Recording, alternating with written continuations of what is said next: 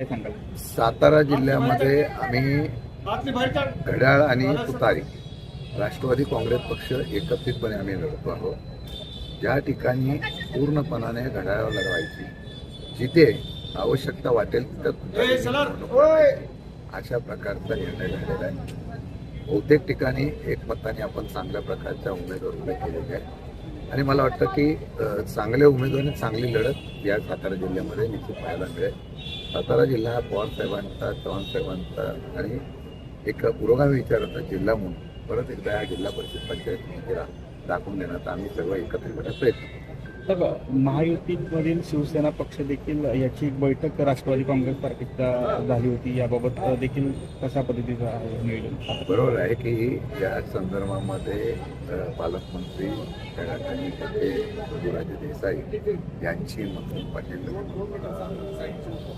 चिरंजीव नितीन पाटील यांची माझी सुद्धा एक चर्चा झाली होती. त्या चर्चेमध्ये जिथे शक्य आहे जसे दावलीमध्ये आम्ही काही ठिकाणी केलेलं आहे, काही ठिकाणी जिथं आहे आवश्यकता तिथं एकत्रित आघाडी करायची अशा प्रकारची चर्चा झाली आहे. मागील पंचायत समिती असेल किंवा जिल्हा परिषद निवडणुकीमध्ये राष्ट्रवादीचं बऱ्यापैकी प्रॉब्लेम या जिल्ह्यावर राहिलेला आहे.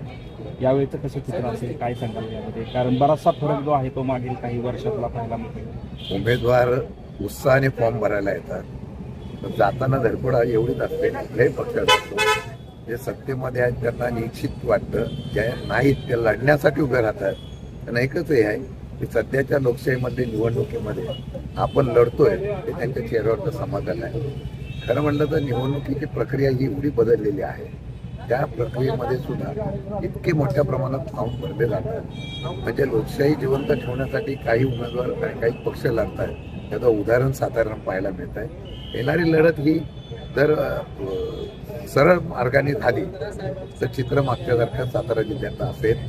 परंतु आता निवडणुकीच्या वेगवेगळ्या प्रकारच्या हातखंडे बघितल्यानंतर भविष्य काळामध्ये या निवडणुकीला समोर जात असताना एकत्रित विचार करून मताची विभागणी न होता कशा पद्धतीने निवडणुकीला समोर जायचं अशा प्रकारचा विचार करूनच आम्ही एकत्र आलेला आहे. चांगला निर्णय होईल अशी मला 100% अपेक्षा आहे. जे कोरेगाव विधानसभा मतदारसंघ सोडला तर बऱ्यापैकी सगळ्याच ठिकाणी स्वबळावर भाजप जे आहे ते निवडणूक याबाबत काय? नाही, स्वबळावर कोरेगाव अपवाद असेल. मला वाटतं की आता येणाऱ्या ह्याच्यामध्ये बऱ्याच ठिकाणी महायुतीमध्ये सुद्धा विभाजन झालेलं आहे. सगळीकडे भाजपला वाटतं की स्वबळावर लढावं, बाकीची मंडळी सगळे एकत्र येऊन मग एकत्र लढण्याचा निर्णय घेत आहे. हे स्वागतार्ह आहे. मित्रपक्ष नावापुरता आणि गरजेपुरता वापरला जातो ही प्रथा भाजपची आहे, इथे सुद्धा पाहिलं मिळते. कोरेगावचे आमदार महेश शिंदे वारंवार तुमच्यावर टीका करतात. तुमचं राष्ट्रवादी फोडण्याचा प्रयत्न देखील त्यांच्याकडनं होते. तुमच्यावर देखील वारंवार व्यक्तिगत टीका केली जाते, त्यावर काय सांगाल? लक्ष देत राज्याचा मी अध्यक्ष झालेलो आहे, त्यामुळे टीका ही होत असते. त्या टीकेलाच उत्तर दिलंच पाहिजे असं नाही. आपली संस्कृती आहे, काही गोष्टीकडं लक्ष द्यायचं, काही गोष्टीकडं दुर्लक्षपणा करायचा आहे. मला वाटतं की आपण विचाराने आणि सरळ मार्गाने काम करत राहायचं.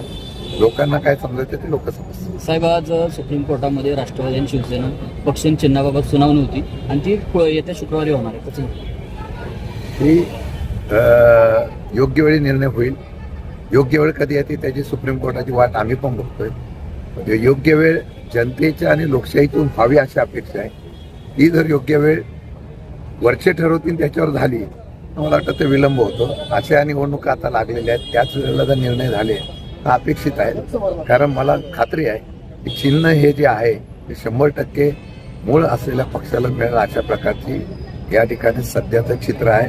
परंतु आता शेवटी सुप्रीम कोर्ट कधी निर्णय घेईल त्याच्यावर आपल्याला आता अवलंबून राहावं लागेल. राष्ट्रवादी शरद पवार आणि राष्ट्रवादी अजितदादा एकत्र येऊन शिवसेनेबरोबर युती करून भाजपला शह देण्यासाठीची काय नेमकी रणनीती आता जिल्ह्यामध्ये वापरण्यात येईल?